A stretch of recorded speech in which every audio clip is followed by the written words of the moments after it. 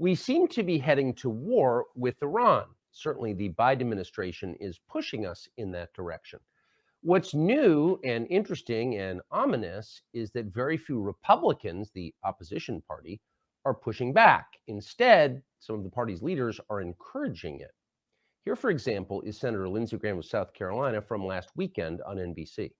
Here's my message. If Hezbollah, which is a proxy of Iran, launches a massive attack on Israel, I will consider that a threat to the state of Israel, existential in nature.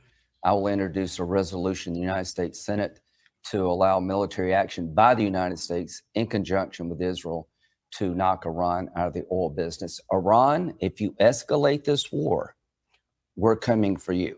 These are the words of a madman who has no children and is looking at the end of his life instead of the beginning of prosperities and the beginning of promises and future goals. As the week goes on, as time goes on, it's becoming very evident where this is headed.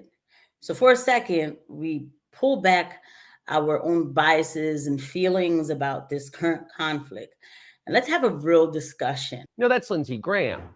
Few others in the Republican Party will be that open about their intentions, but very few disagree with him. Certainly not in private. They agree.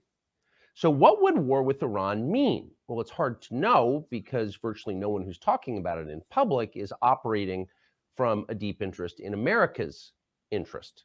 Is this good for us or is it not? Former Colonel Douglas Macgregor is the CEO of Our Country, Our Choice, and one of the first people we turn to for analysis of events like this because... So we're going to take a little listen to Colonel Douglas Macgregor. I like to bring these voices to the channel. I'd love to actually bring this voice in person to the channel. Colonel Douglas Macgregor served his country.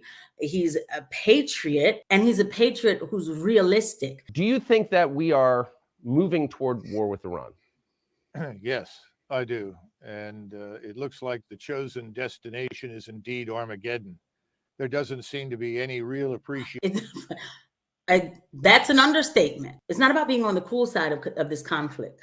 The bottom line is that we need to think this through, and everyone right now is emoting. There is no thinking anywhere, as far as I can tell. The only possible exception may be, amazingly enough, Mr. Erdogan in Turkey, who came out this morning and indicated he was willing to mediate the dispute between Israel and Hamas.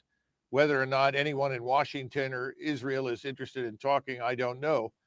But if we could sideline Turkey and keep Turkey out of the fight, that would ultimately help Israel enormously. So what would happen to the United States if we followed Senator Graham's advice and just began bombing critical infrastructure in Iran?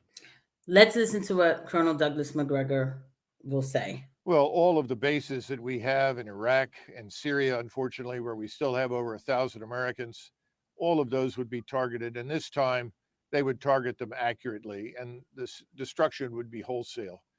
I would expect trouble here at home and in the United States because of the open border. Hezbollah has a very large operation in Mexico. There are no doubt many, many, many Hezbollah agents inside the United States. And that is a reality.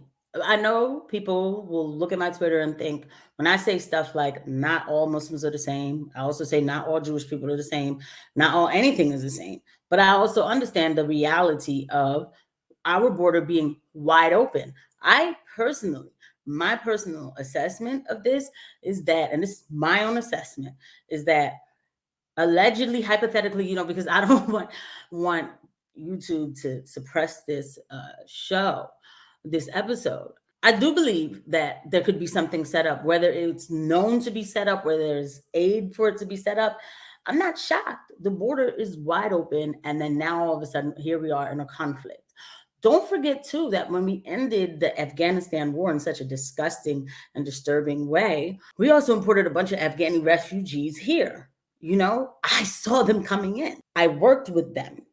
I saw them coming in. I've been talking about this global equity that we are involved in from 2 years ago, and now, but I never imagined this is how far it would go.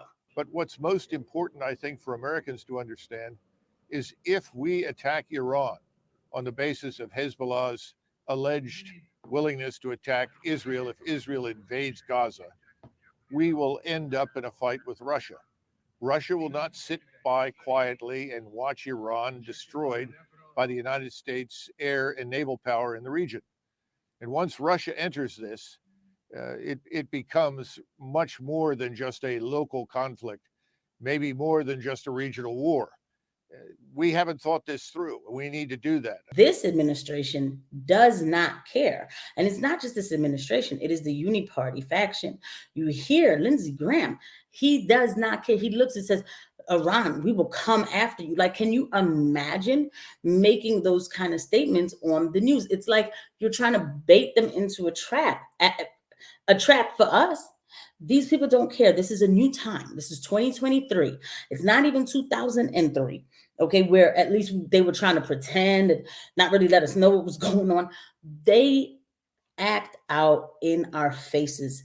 They don't care